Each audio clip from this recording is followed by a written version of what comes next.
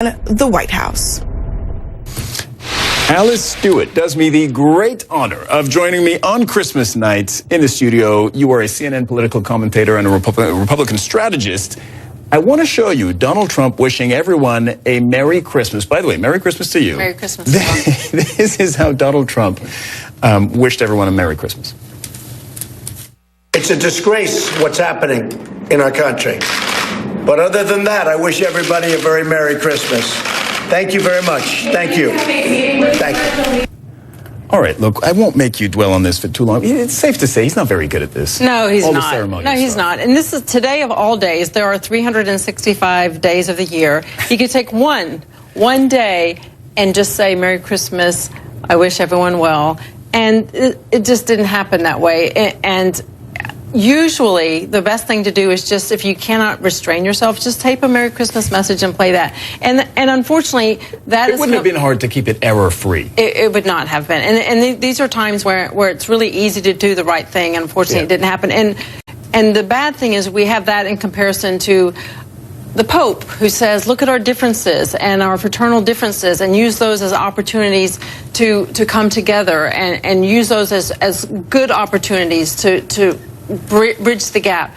I'm pretty sure I heard a collective raising of eyebrows when you compared Donald Trump to the Pope. Yes, exactly. Donald Trump says he'll keep the government partially shut until he gets the funding for his border wall. But the Democrats, this is what surprises me, the Democrats have no political incentive to give it to him. The first thing they're going to do, and they've said as much, is on January 3rd, they're going to put a text to the floor that could reopen the government, and they'll dare Donald Trump to strike it down and keep the government shut. How does this work out for him? Right. The Democrats have zero incentive and motivation to build Donald Trump's big, beautiful wall or steel slats, but they do have motivation to address an issue that 85% of people in America want to see addressed, which is providing protections for dreamers, children of illegal immigrants who are in this country, DACA.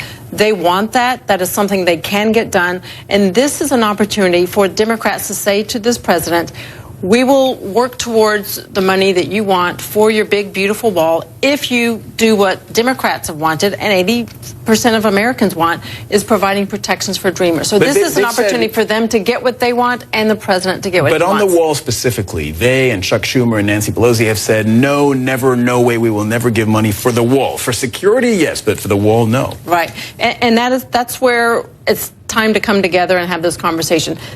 Chuck and Nancy have had their couple meetings with this president, and they have said, no, we're not going to give you money for the wall, but we'll give $1.3 billion for border security. The president has said, I want $5 billion for my big, beautiful wall. Now it's time to come to the middle and have these conversations. Real quick before I let you go, the markets are not doing well.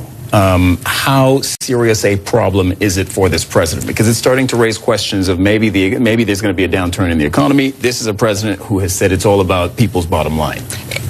It's a concern. I look at the markets like I look at a lot of things when it comes to this president and politics, long ball, and not looking at it from the short term. And I think this president has a lot of knee-jerk reactions. I think his frustration with the feds right now is more of a personal issue. He asked them not to raise interest rates, however they did.